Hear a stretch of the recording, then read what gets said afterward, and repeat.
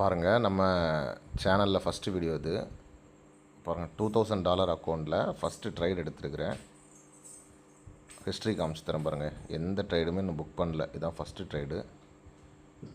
1 hour சார்ட்டில் பாருங்களேன். இந்த இடத்துல என்ட்ரி, ஸ்டாப் லாஸ் 4692.354. என்ட்ரி பாருங்கள், ஸ்டாப் டிபியும் பார்த்துக்கோங்க.